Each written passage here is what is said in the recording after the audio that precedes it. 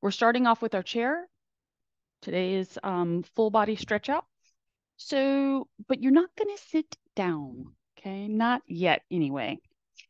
And I'm not certain if you'll need the side of your chair or you just want to, depending on your balance, okay? So, a couple of things here.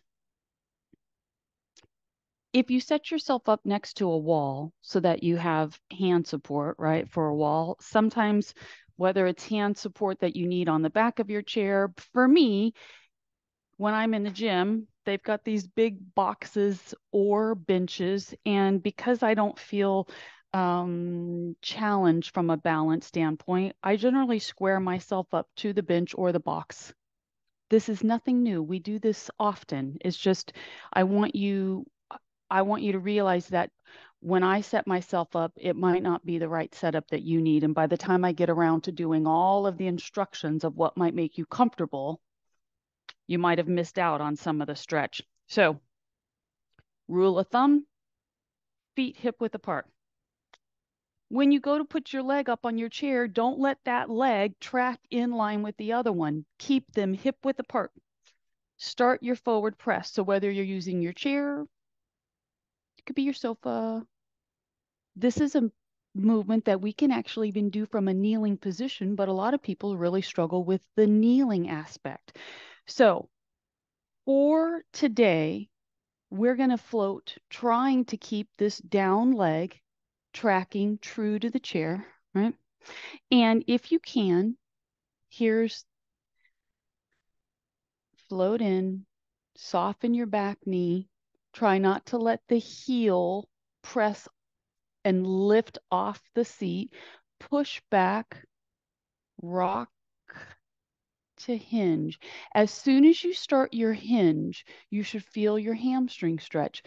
If your spine does this, you're still going to feel your hamstring stretch, but then you'll also feel something along the lower back, which isn't necessarily what we're trying to go for. So if you can keep your spine long, soften the knee, push into it, bend the back leg just to offload and to help you descend into the stretch. Here's the beautiful thing about having a workspace for your hands or the wall is that you never have to let the hands lose their little support system for you, right? So now that I'm into the hand support on the chair, we'll readdress this hamstring position because in this float back hamstring position, my back is not tabletop, right? It's rounded. So the thing about sensation is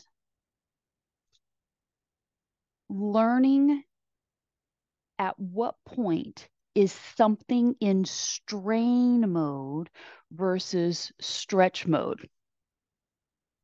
So if you feel like your lumbar is a compromised area for you, then you're going to need to set yourself up with some wall support, countertop support, something that allows you to control your, what I call hip hinge, right?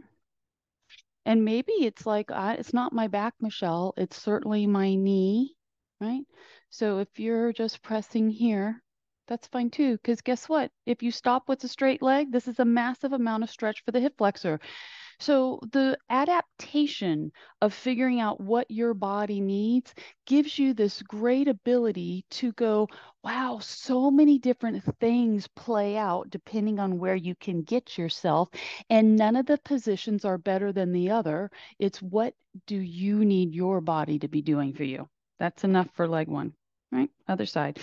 Figure out from leg one, do you need a different setup for leg two so that you're as comfortable as you can be and as supported, right? The last thing you want to do is to feel like you're limiting your flexibility based on being uncomfortable from a balance standpoint. Just holding yourself like this requires a huge amount of overall control, right? Start bending. The back leg does not have to bend.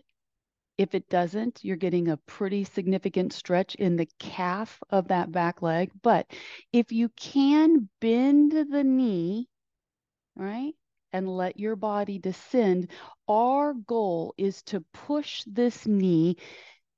The primary part of the stretch is to get your front knee driving forward without the heel pulling off the chair, because we are trying to do some ankle mobility.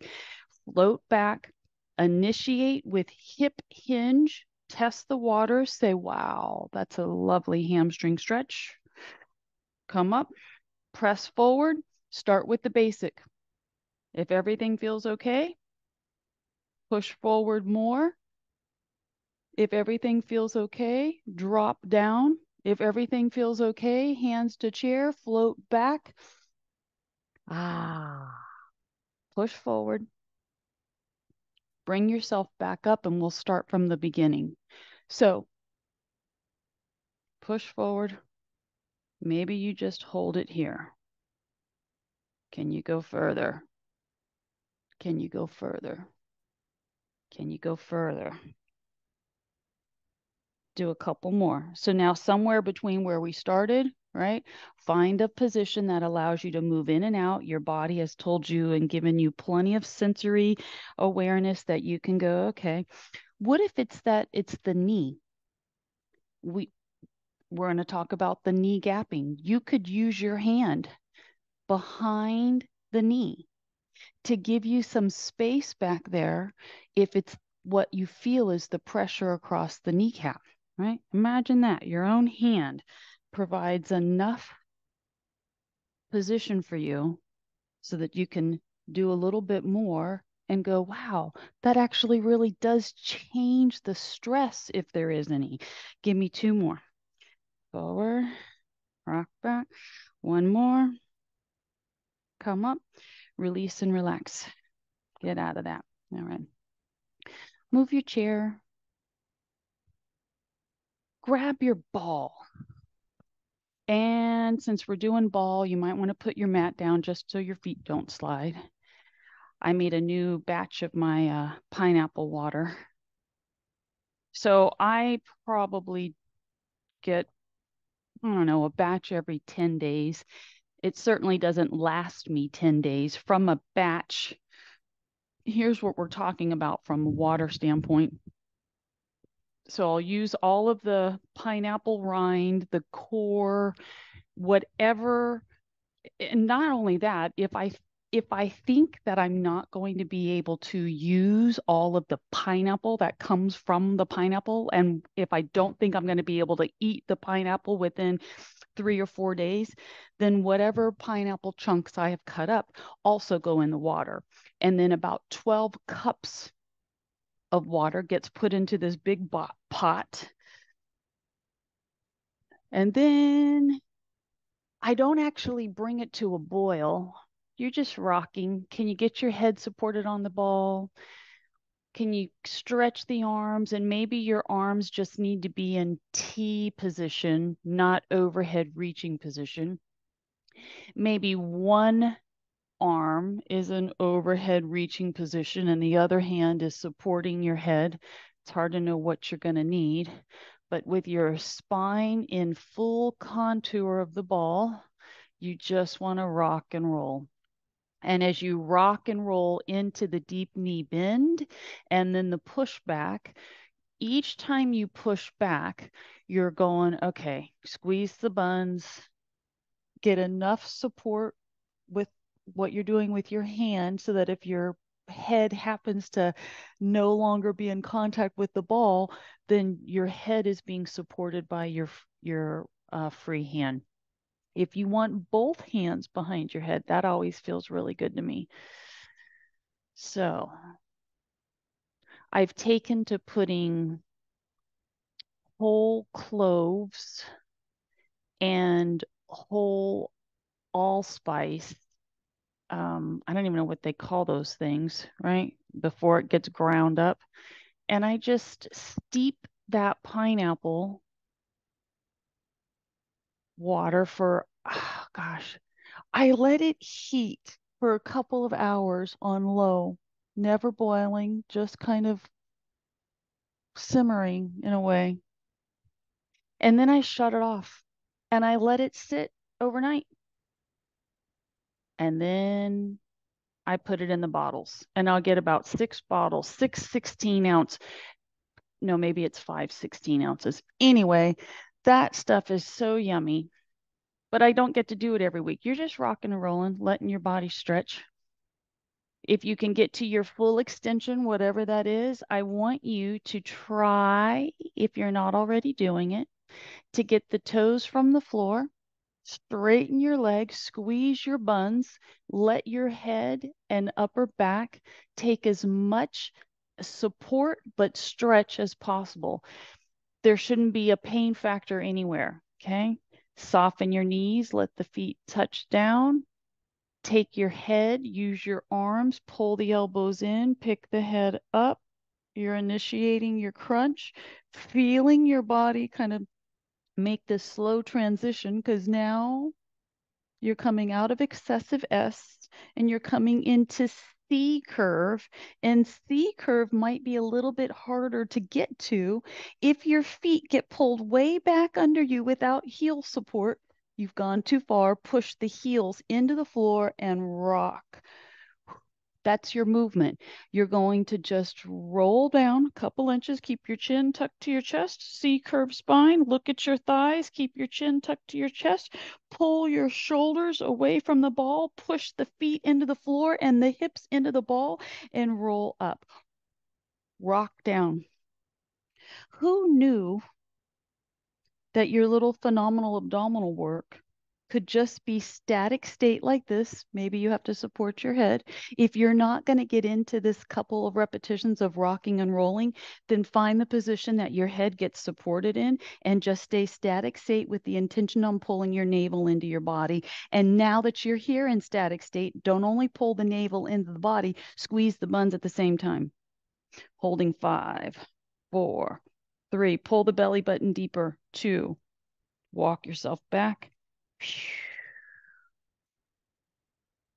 All right. I'm going to square my runway up a little bit. Second move for the bending leg, top of foot stretch, a little bit of quad.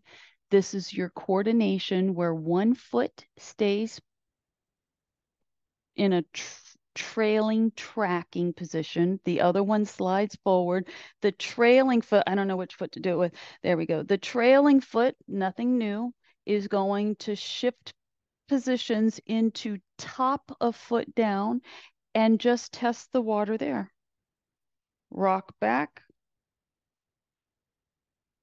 Now, if you can get yourself to the full stretch, repeat the same leg, right? So one leg slides forward, which helps you go into your C curve, gliding, gliding, gliding, gliding, gliding. Let the trailing foot shift gears. You're either stopping here and holding, or your body is saying, wow, I can do more, which has you there. And then pull back. As you pull back, push the heel to the floor, drive the hip into the ball, walk yourself back. One more time that side. Step out and slide. The step out slide leg, like this is your practice point, right? The step out slide leg has you go into this reclined position to where the body just goes, oh, down you go. Whatever degree of that transition you get to, hold on to it. If you're here, I want you to pelvic tilt, trying to get your hips lifting away from the foot. Take your head, support your head, get into your bowed back position, pull the belly in, try to tighten the derriere on that trailing leg. So even if you're not descended to this state, you can still get a stretch. You're just taking it to the degree that your body will allow you to go. And now pull the head from the ball, Work yourself back. You're going to leg number 2. Do you need to sit yourself all the way back up, or can you just transition your foot? If you're on a really small ball, you might have to transition your foot. All right, here we go. Settle in, pelvic tilt, rock back. You can walk all the way back, or you can stay and just float in your rocking position. So even though you can't see my true stretching leg very clearly, right? This might be your position where you literally can't get your knee to the floor, nor can you get the top of the foot pressing flat, but you can support your head. You got enough upper back support, and you're just rocking. This is so good for the extensors. I can't tell you, with all of the people that I get to see in the course of my week, across the top of the foot in the toes tends to be a very prevalent area for the masses of being so inflexible, okay, that it's no wonder why I spend a lot of time working on this, not even really intending to work on it. It just is part of our protocol, right? Now, figure out where your end range is, settle into it, pelvic tilt, right? If you're all the way down here with me, you're in pelvic tilt, right? You're trying to get your hips to lift away from your foot, and you're just going to hang out for 5, 4, 3, 2. Now push it back. Walk yourself upright. The foam roller is where we're going next. So you just put your ball away.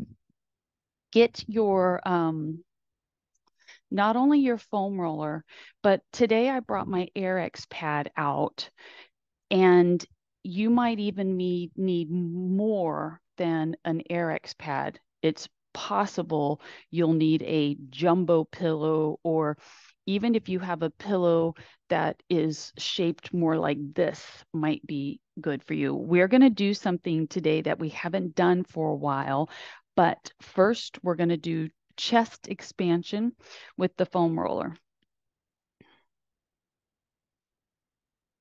All right, come on down. Take a moment, tailbone, head, arms are going to T position, pulling your lumbar down to the foam. Squeeze your derriere. You're going to take your head, gently tuck the chin, which as you start tucking your chin, your next action might be that you think, oh, if I just pick my head up, I'll be able to get a better set position. So don't feel like you can't take your hands, lift your head, tuck your chin more, and then glide your neck back to the foam. So with your shoulders pulling down, that should be giving you a really nice stretch across the chest. With your settled in position, feet are firmly pushing to the floor, glutes are active, low back is close to touching, and then use one of your hands. And how much space do you have between the back of your neck, right, and the foam? Because if your head is tilted back, then it's not flat. So I know that that's like duh, but that's why you want to pick up your head, tuck your chin, glide your neck back to the foam so that you have very little space between your foam and your neck, and then reset the arms to T and palms up.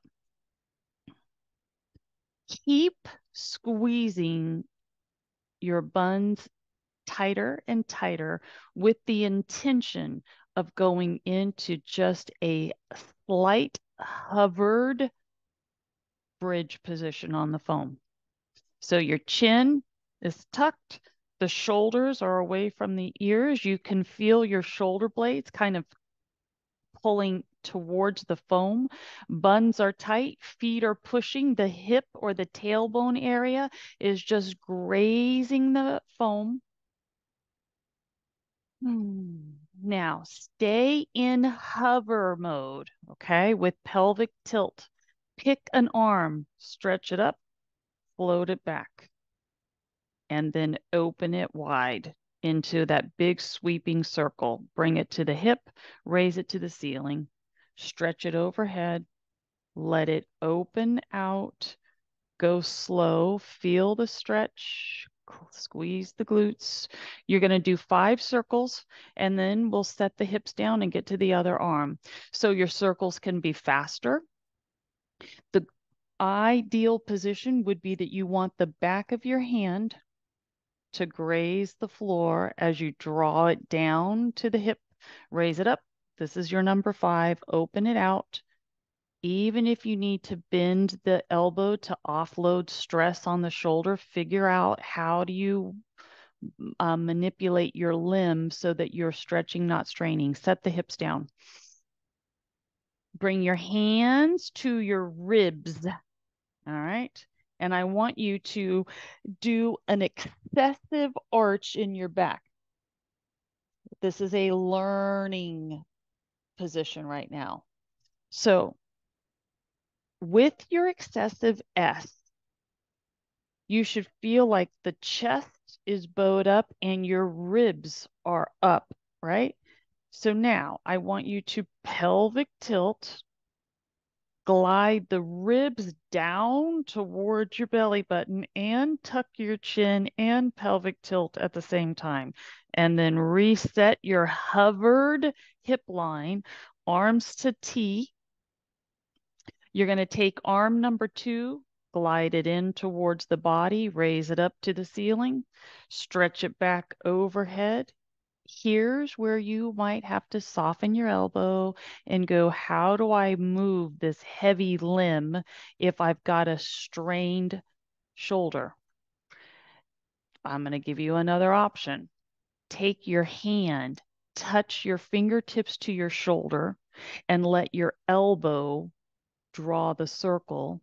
And as you go through the upper wide range, use your fingers to pull your shoulder away from your ear to help you get the stretch minus the strain. So if you don't need the modification, your arm is doing just big circles all the way back. Let the back of the hand graze the floor, drag it down to the hip line. You've got 2 more circles.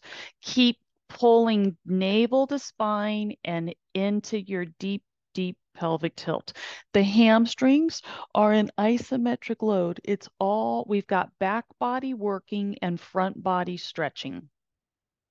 Make this your last circle. Navel to spine. And now let the arms relax, let the hips relax. Whew. Work your feet close together. Feel the side edges of the big toes touch. Feel your ankle bones touch. And then you're going to pull your feet back as tight as your legs will let you bend, right? Squeeze the knees.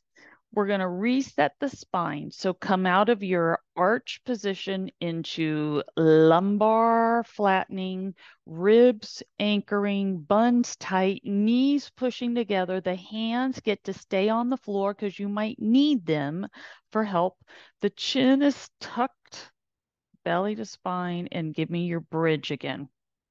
When you bridge, you're not trying to arch your back. You're trying to just get the hips up with your middle body anchoring down towards the waistline, right? Shoulders are pinned to the floor. Knees are squeezing together. Buns are tight. Ribs are down. Holding 5, 4. If you don't feel like you need your hands on the floor, get them off the floor. Try to keep squeezing the knees tighter and tighter. 3, 2, set the hips down. Pick up your head.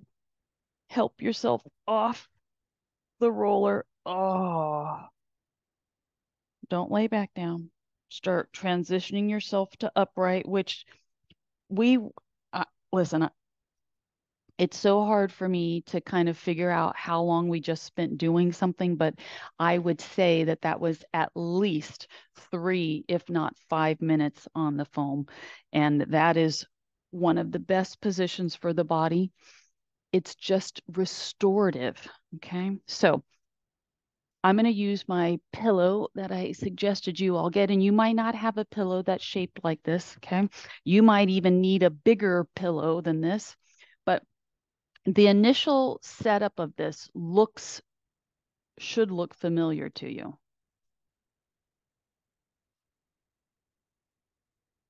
I'm going to use the pillow and I'm going to use the foam roller. We'll do 2 versions of it, okay? But taking your spine, lengthening the spine, twisting towards your pillow. It's been a very long time since we've done this. What's going to happen is you're going to look in the direction, right? So this is my left leg. If you're mirroring me, this is your right leg, and you're going to turn your head and you're going to twist your head as far in that direction as you can. But look at the screen for a second.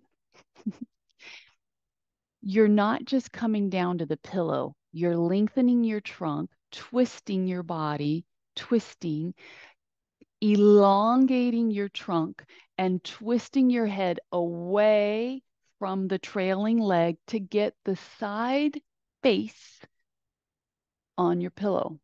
And that's when I said you might need more pillow. If you can't get down here comfortably, okay, then you just build up your pillow. But at some point, you're trying to come down. If you're using a smaller pillow, push the pillow out away from the body a little bit if you feel like it's restricting you, but you should feel like you're getting some torso support. You don't just want your face to mash down to the floor. You want your body to extend and you want to feel your pillow support you, and then twist your head. And you're going to hang out here. You might find that this is such an awkward position and that your neck is really tight and that you can't, it feels like maybe you can't even settle into a comfortable stretch. Just keep taking your arms, pull them back, pull them down, get your arms closer, tracking in so that you're offloading pressure from the shoulders.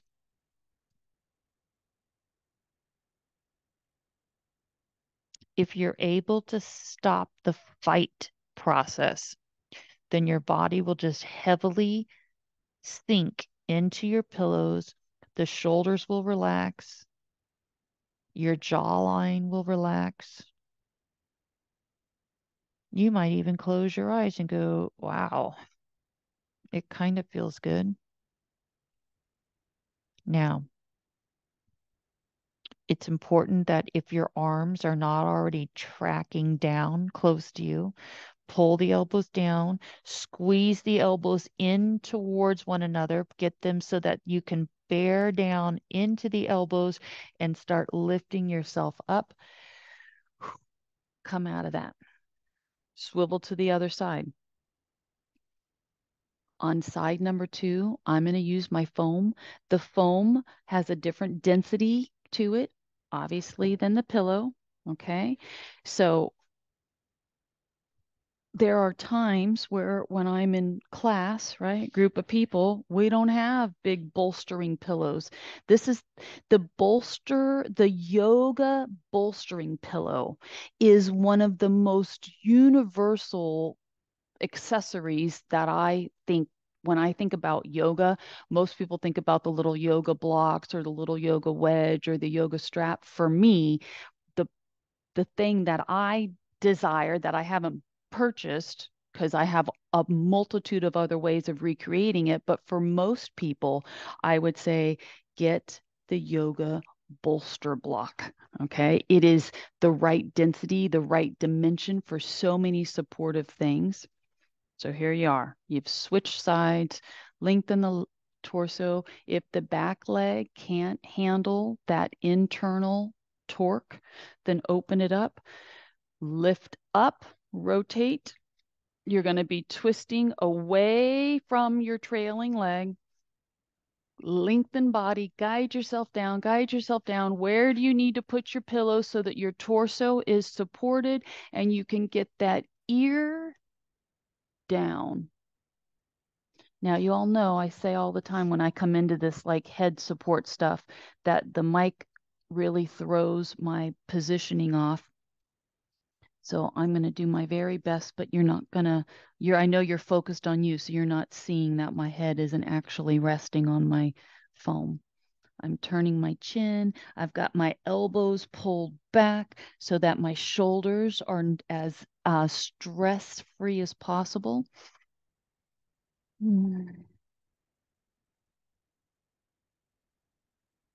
If you can't get your neck to settle into a comfortable position, then you could take your hands, overlap them, and put your forehead on your hands, right? So that's what I'm going to do with my foam as my next best position based on what the mic is doing for me. Your spinal twisting. I was going to say there's controversy around spinal twisting, but the controversy isn't controversy for a healthy spine. It's what's considered contraindicated if you've got, say, slip discs, bulging discs. There are some things, some positions that you have to be really cautious of if your body is presenting, right, with those conditions. So I would think if you're doing this class, that you've been given your own guidelines if you have sought therapy, and having the spine being able to rotate, lower extremity rotation and upper extremity rotation is hugely important because those movements are actually considered functional. That's what these are planes of motion that our body gets in every day. And so, we need to learn how to be flexible in these ranges of motion as well. But isn't it amazing if you're experimenting with your neck at all? You might be really surprised how tight and restricted it is, more so in one direction than the other. Start easing yourself up and out of this. And point in case, this is a go-to reference for me often because our vehicles are so smart now and have all of these camera and sensors in them. Move your foam out of your way. We practically don't even have to turn our head anymore.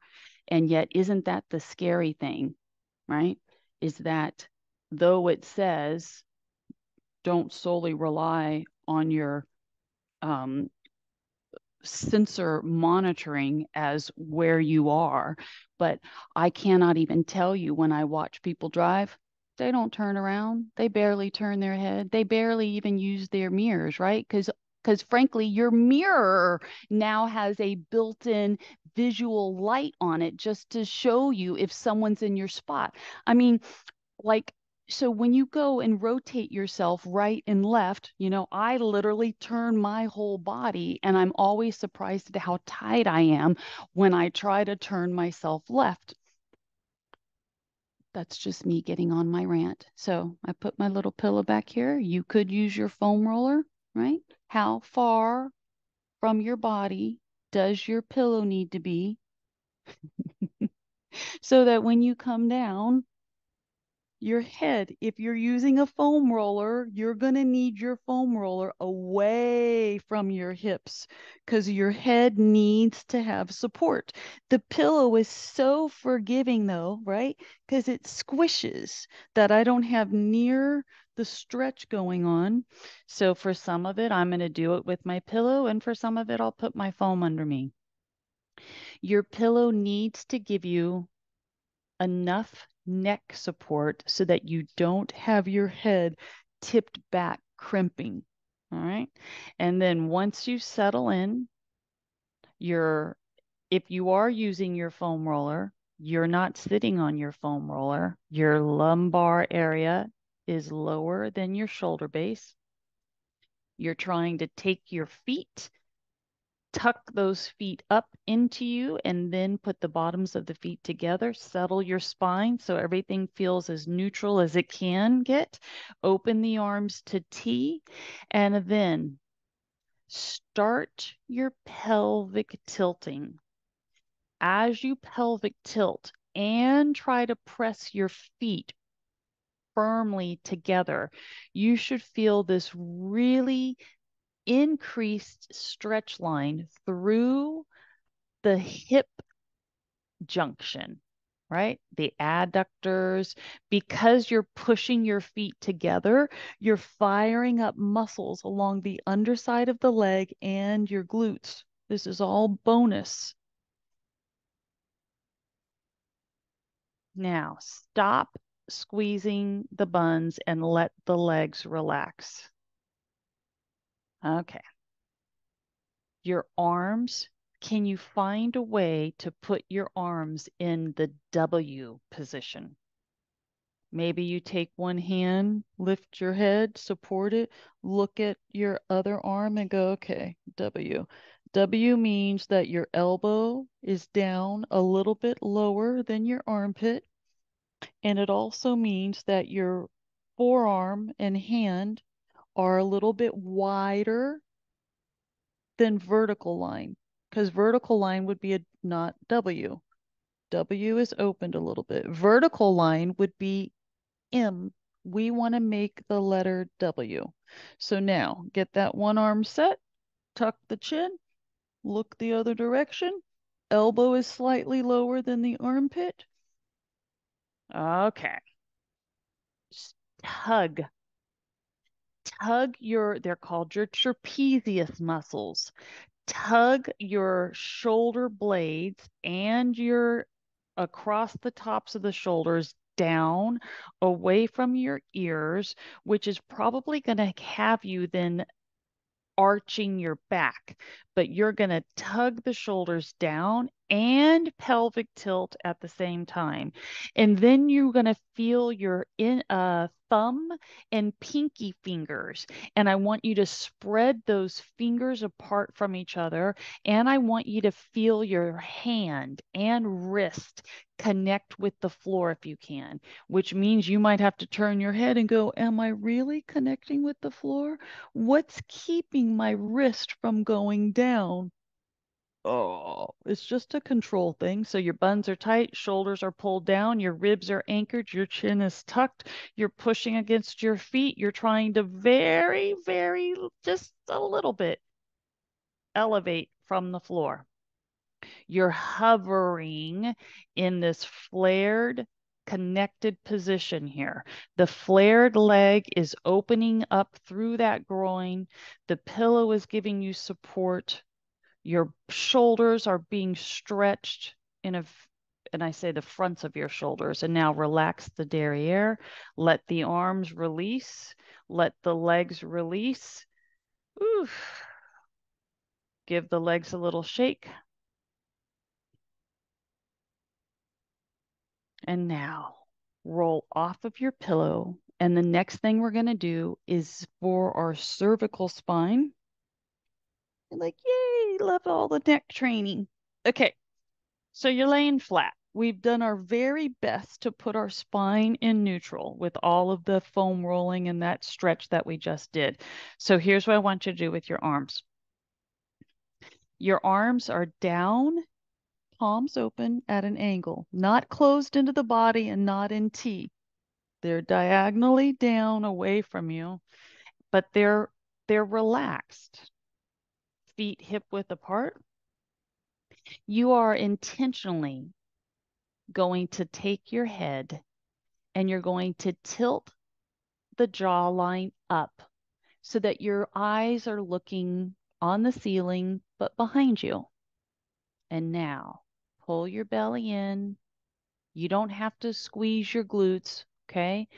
You just should be resting there comfortably with your abs gently drawn in.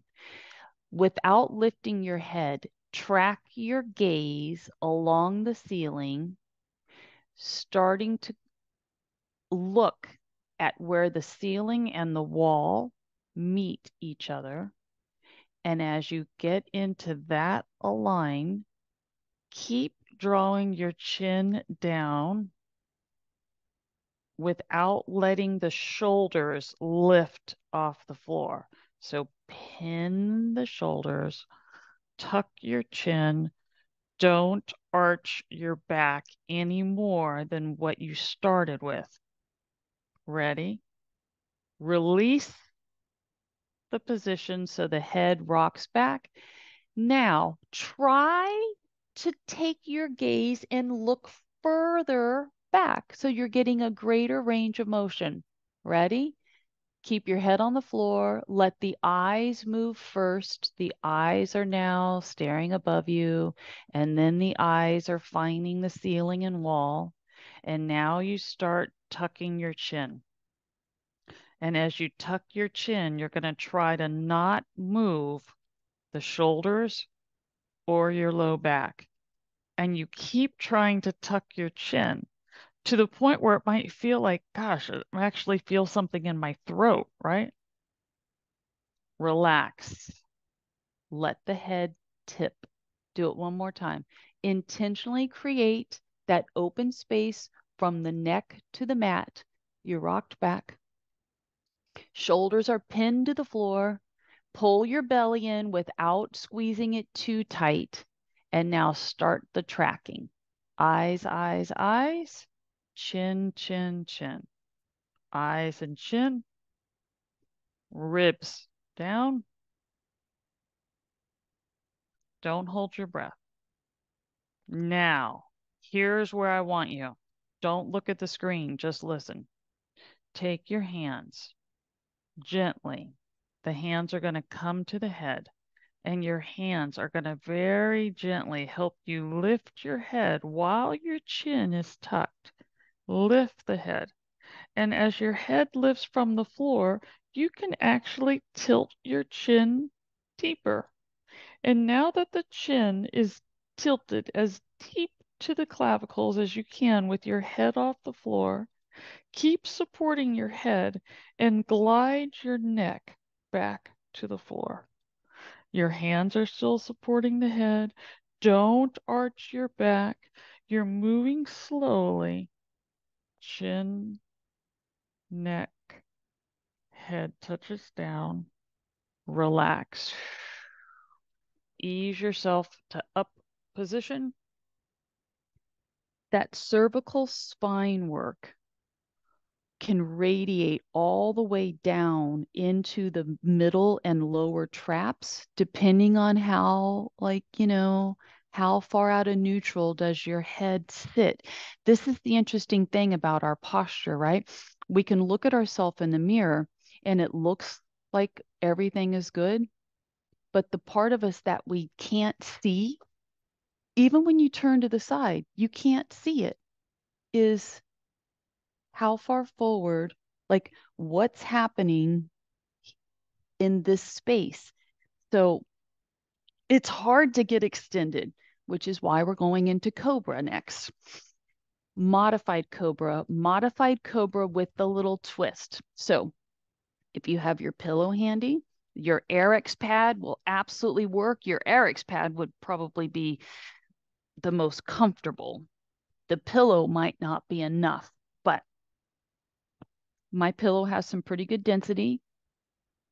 So just propping your elbows on a pillow versus having them on the floor gets you a little bit more into your back extension work. Shoulders out of the ears. Can we just do that? Shoulder slides. Let them come up where they're not supposed to be, and then tug them back. Up and back. So I have a client who is very disconnected from their body. And often, whether it's a laying down position, a seated, it doesn't matter what position I guide my client to, I will find that the disconnect is so great that lack of awareness to where their feet are, what is one leg turned out and the other leg, like is the body like all crooked and the shoulders. I'm trying to teach this thing is just because you put yourself somewhere does not mean that you're actually in the right spot. So this has come to my attention and I want to point it out to you too. When you're setting up, especially for Cobra, you want to feel as if you have this big flat part of your front thigh that is making solid contact to the ground. Sometimes the front thigh is actually not resting on the top of the thigh, but it's turned in or out, which then controls whether or not the feet are turned in or out. So use your feet to lift the knee one at a time and try to get then square. Push the elbows down into your pillow, prop yourself up. The feet, if you could have an out of body experience and you were just standing looking at your body line, you would try to be seeing, are your ankles rolled out or in? And are your legs actually tracking parallel to each other? Seems simple enough. So that's what I want you to keep thinking. Tops of feet pushing to the floor. You're in pelvic tilt. Your elbows are bearing down, and hopefully your elbows are as close to being under your shoulders as possible. And you're pushing your elbows down, squeezing your buns, pushing the tops of the feet to the floor. Tug your shoulders out of your ears. You're not holding your breath. This is static state. Now, since you are in shoulder depression, can you turn your head? Can you turn your head, spread, like open your eyes, right? Get above, turn your head, look at your foot. What's your foot doing? Oh, release it, push into the pillow, squeeze your buns, start your rotation. How far can you turn your head? Can you put your foot or can you put your eyes, your gaze on your feet? Release. Whew. Do it again, other direction. Eyes open. First, get pushing into the ground with your arms. Squeeze your buns because your head, you need to get your chin away from your shoulders so that your head can turn and you can spot your foot. Wow. Release. Last time, push into the pillow. Squeeze your derriere. Get your jawline away from your shoulders and turn your head. Come back to center. Now, stretch it out. Oh. Your pillow is going to help you. So if your pillow is doing like what mine is, your jawline is free. I want you to put overlapped hands, put your forehead on your hands, squeeze your derriere, push the tops of the feet to the floor, pinch your buns, and now your hands, elbows, chest, face, all of that works as one unit. Keep the buns active. You're going to squeeze your derriere and try to create tension so that your elbows and hands lift from the floor and you're just hovering. The pillow is giving you some leverage to get off the floor. Bring the hands and elbows down. Lift back up and down. So your head, your 8-pound bowling ball of a head, is resting on your hands. Everything comes up and down, up and down. One more, up. And now on this up, pause, take your hands, put them forward and wide, push so that you get into your, it's cobra, it's just not a deep cobra. And now can you let your hands slide? go into your snow angel arms. They're staying connected to the floor, and then they go wide, and then you bend them, and they're on hopefully the carpet, and they're going to start sliding forward. And at some point, you're going to go, okay, I can push into the heels of my hands. Let the arms slide. Sweep angel arms, bending arms, cobra, push and hold. And now release.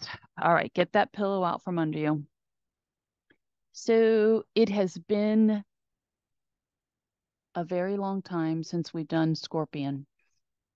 Scorpion might not be one of your favorites or even on your radar, but it is one of my favorites.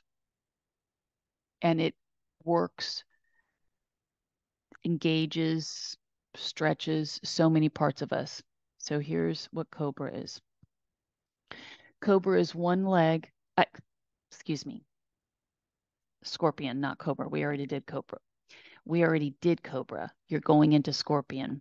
Scorpion is this movement where the leg rocks, bends, lifts, and rocks over in an alternating pattern. Okay. So your arms get to help you.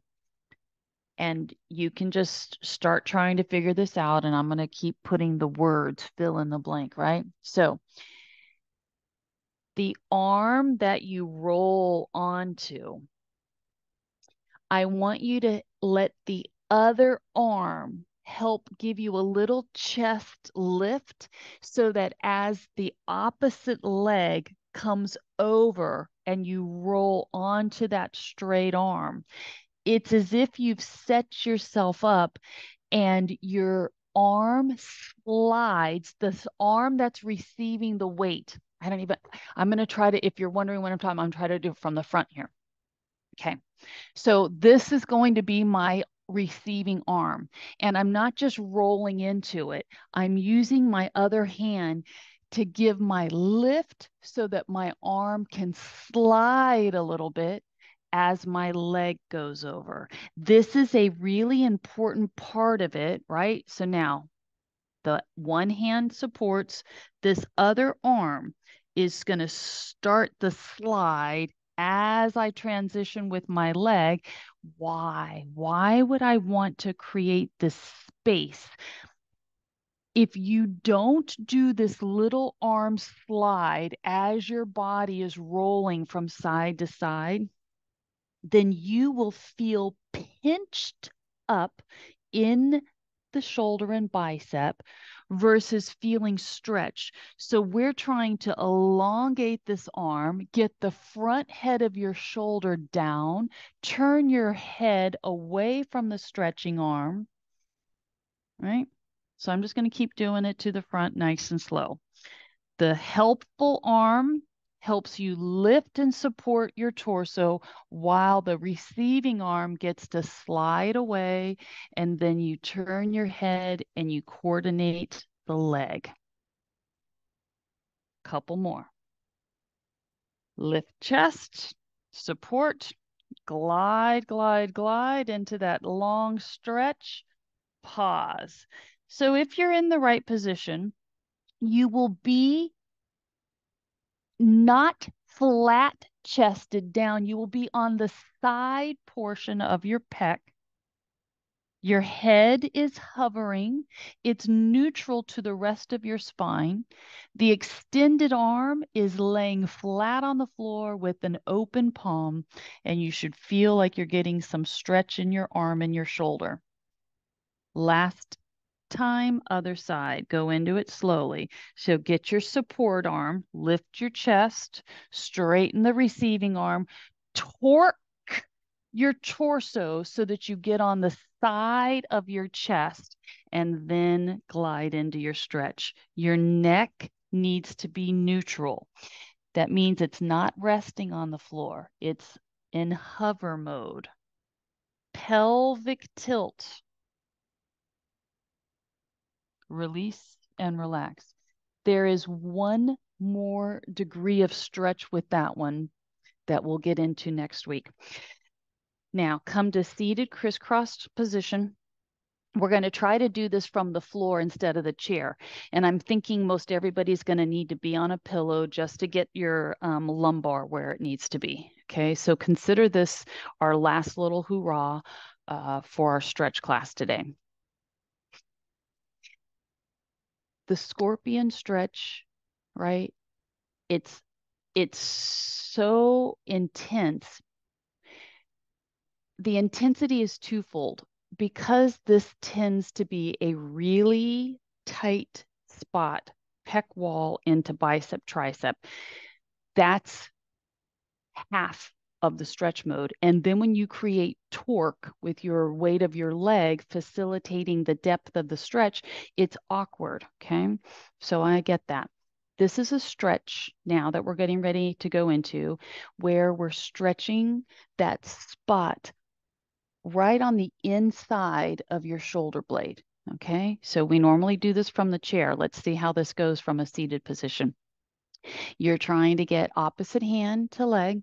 The leg is what helps you get the stretch. This is not about you straightening the leg, because if it was only about you straightening the leg, then it would be hamstring stretch. This is you using your leg length to push your arm, right? To push your arm and get the stretch. So your leg does not have to straighten. You're going to push it until you feel it open up on the inside of your shoulder blade. And if you want more stretch, then you just keep straightening your leg more, but don't straighten your leg if you haven't gotten the stretch through that trap, then don't straighten your leg more. Try to think about how to bow the body and turn your head away from the stretching arm. Wow. And just hold. So now that you're getting your stretch, I hope you can keep bowing, which means just lean back a little bit, push with the leg a little bit more, turn the head a little bit more, and release. All right, other side. Try to grab the outside of the foot because you want the knee to internally rotate. Oh, wow. You're kind of contorting yourself, right? We've got the knee rotating in, we've got the body bowing. And find your leverage where that stretch is like really, there's a sweet spot for it, even though it's awkward. And if you want more, just keep rounding, turn your head away from the arm, push the leg deeper. For me, a deeper stretch would be me coming closer to the floor, right? Changes everything. But I do like the suspended stretch right here. Release and relax. Crisscross feet. Lift and breathe. Exhale. As you bring the arms down, I want you to try to turn the hand. It's called supinate. Okay. Push the heels of the hands to the floor. Right. Now, since we're on a pillow, right, you might have to actually take your arms further back. All you're trying to do is just feel like you're continuing to get a stretch through that bicep tendon. So really, really swivel, push the heels of the hands down, shoulders out of the ears, squeezing between the shoulder blades, pull the navel in, push. There's so much more we could do. Release and relax, but that's a great stretch for the bicep. You have successfully completed this portion of your day.